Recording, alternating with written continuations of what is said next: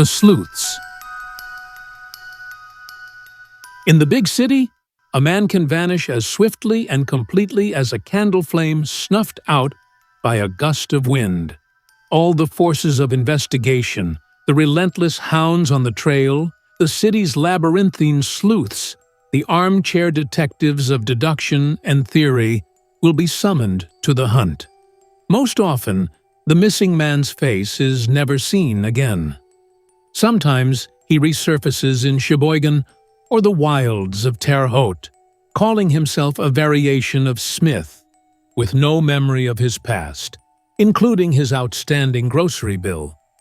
Other times, after the rivers have been dragged and every restaurant questioned, it is discovered that he has simply moved next door. This sudden disappearance, the erasing of a human being as easily as a chalk drawing from a blackboard, is a compelling theme in the grand drama of life. The case of Mary Snyder, for instance, is a fascinating example of this phenomenon. A middle-aged man named Meeks arrived in New York City from the West, seeking his sister, Mary Snyder, a widow of 52, who had been living in a tenement house in a crowded neighborhood for the past year. At her address, he was informed that Mary Snyder had moved away over a month ago. No one knew her new location. Disheartened, Meeks approached a policeman standing on the corner and explained his predicament. "My sister is very poor," he said, his voice tinged with worry. "I want to find her and share my newfound prosperity with her. I recently struck it rich in a lead mine. Advertising won't work because she can't read." The policeman, a man of imposing presence, stroked his mustache and adopted a thoughtful demeanor, as if Meeks could almost feel Mary's tears of joy raining down on his bright blue tie. "You go down to the Canal Street neighborhood," the policeman suggested, "and get a job driving the biggest dray you can find. There are always old women getting knocked over by drays down there. You might see her among them. If you don't want to do that, you better go to headquarters and have them put a fly cop on the case." At police headquarters, Meeks received prompt assistance. A general alarm was issued, and copies of a photograph of Mary Snyder, provided by her brother, were distributed to all stations. In Mulberry Street, the chief assigned Detective Mullins to the case. The detective took Meeks aside and said, "This isn't a very difficult case to crack. Shave off your whiskers, fill your pockets with good cigars, and meet me at the Waldorf's Cafe at 3 o'clock this afternoon." Meeks obeyed. He found Mullins waiting for him. They shared a bottle of wine while the detective questioned him about his missing sister. "Now," Mullins said, leaning back in his chair, "New York is a big city, but we've got the detective business systematized. There are 2 ways we can find your sister. We'll try one of them first. You say she's 52? "A little past," Meeks admitted. The detective led the Westerner to a branch advertising office of one of the city's major newspapers. There, he penned the following advertisement and presented it to Meeks. "Wanted at once. 100 attractive chorus girls for a new musical comedy. Apply all day at _Broadway." Meeks was aghast. "My sister," he exclaimed, "is a poor, hard-working, elderly woman.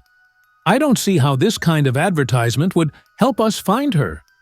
"All right," the detective responded. "I guess you don't know New York. But if you're not keen on this scheme, we'll try the other one. It's a sure thing, but it'll cost you more."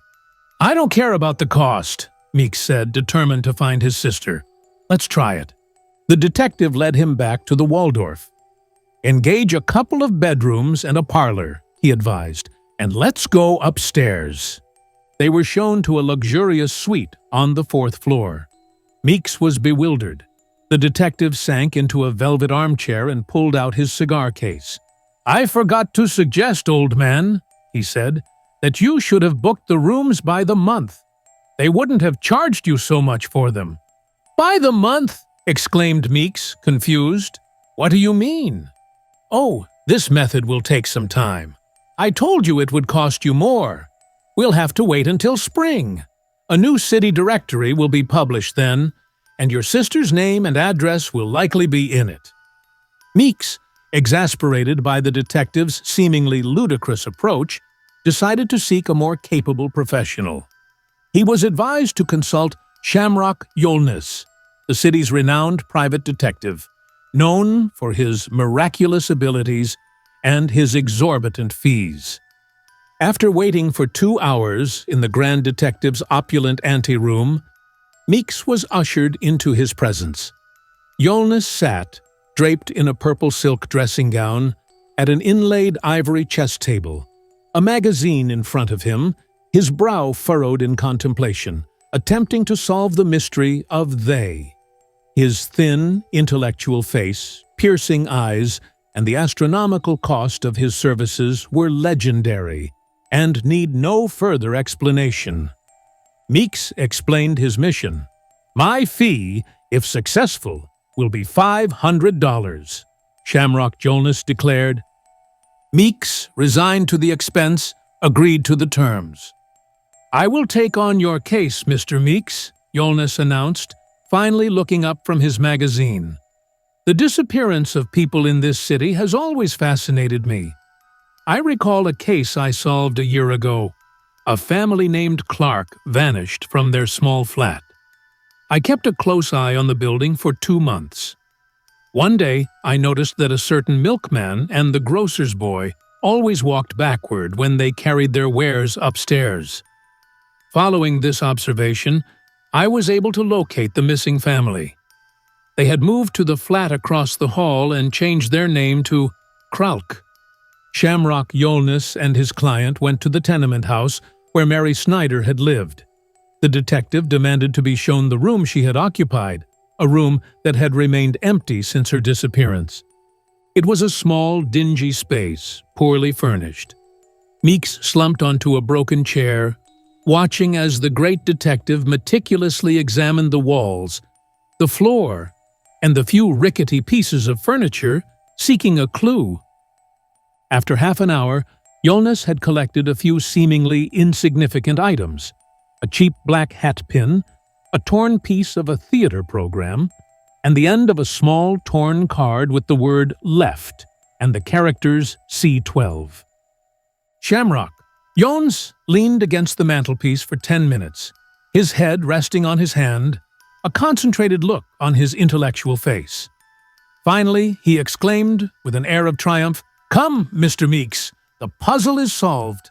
I can take you directly to the house where your sister is living, and you have no need to worry about her well-being, for she is comfortably provided for the moment, at least."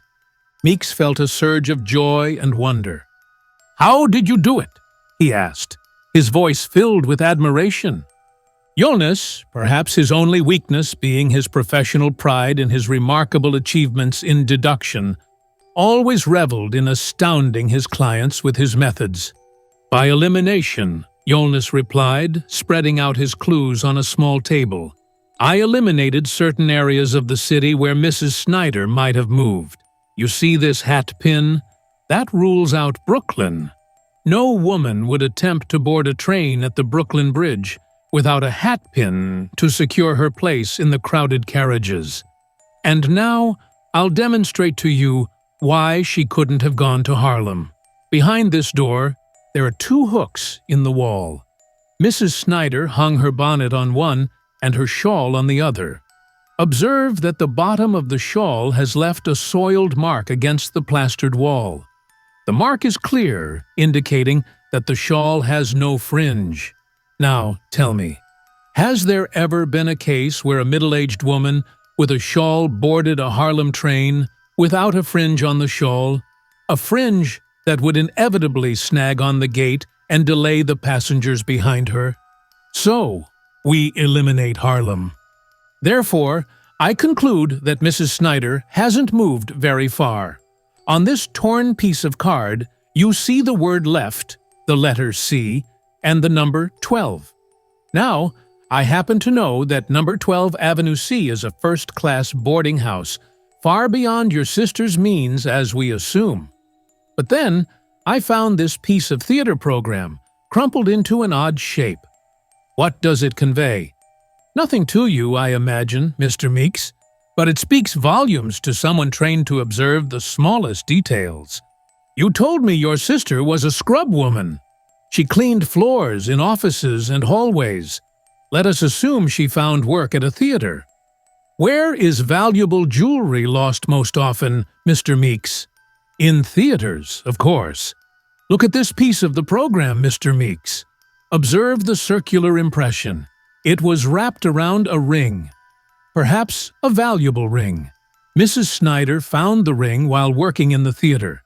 She quickly tore off a piece of the program, wrapped the ring carefully, and tucked it inside her bosom.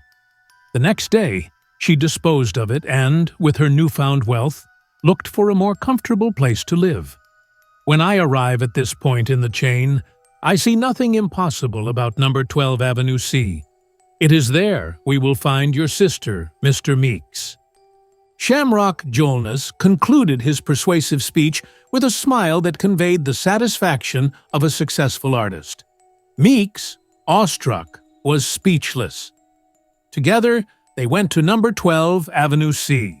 It was a well-maintained traditional brownstone house in a prosperous and respectable neighborhood. They rang the doorbell, and after inquiring, were told that no Mrs. Snyder resided there, and that no new tenants had moved in for 6 months. Back on the sidewalk, Meeks studied the clues he had retrieved from his sister's former room. "I'm no detective," he remarked to Jolnes as he brought the piece of theater program to his nose, "but it seems to me that instead of a ring being wrapped in this paper, it was one of those round peppermint candies, and this piece with the address on it looks to me like the end of a seat coupon. Number 12, row C, left aisle." Shamrock Jolnes stared off into the distance, his gaze unfocused. "I think you'd be better off consulting Juggins," he said. "Who is Juggins?" Meeks asked, confused. "He is the leader of a new, modern school of detectives," Jolnes explained. "Their methods are different from ours, but Juggins is said to have solved some incredibly puzzling cases. I'll take you to him." They found Juggins in his office. He was a short man with light hair, deeply engrossed in the prose of Nathaniel Hawthorne. The two detectives, masters of their respective schools of thought, shook hands ceremoniously, and Meeks was introduced. "State the facts," Juggins said, his eyes still on the book. When Meeks finished, Juggins closed his book and said, "Do I understand that your sister is 52 years old, with a large mole on the side of her nose, and that she is a very poor widow, scraping by as a cleaner, with a rather plain appearance?" "That's her perfectly," Meeks admitted. Juggins rose and put on his hat. "In 15 minutes, he said, I'll return, bringing you her current address." Shamrock Jolnes turned pale but forced a smile. Within the designated time, Juggins returned, holding a small slip of paper in his hand. "Your sister, Mary Snyder," he announced calmly, "can be found at 162 Chilton Street. She is living in the back hall bedroom, 5 flights up.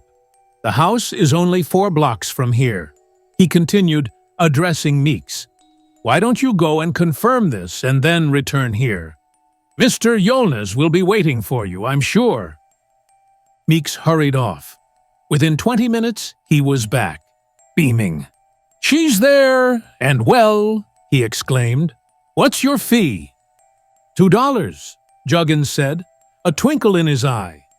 After Meeks paid and left, Shamrock Jolnes stood, hat in hand, before Juggins.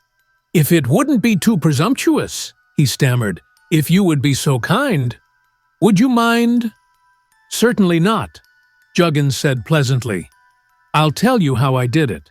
You remember Mrs. Snyder's description?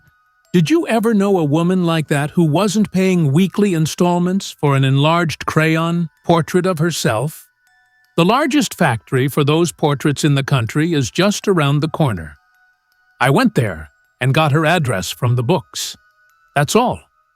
And so, the tale of Mary Snyder's disappearance and the unlikely trio of detectives, each with their own unique method of investigation, illustrated the absurdity and brilliance of the city, where even the most mundane details could hold the key to the most perplexing mysteries. The end. If you liked the story, hit that like button and subscribe for more videos. Let me know your thoughts in the comments below. Was there anything that surprised you? Who's your favorite character in the story? I can't wait to hear your thoughts.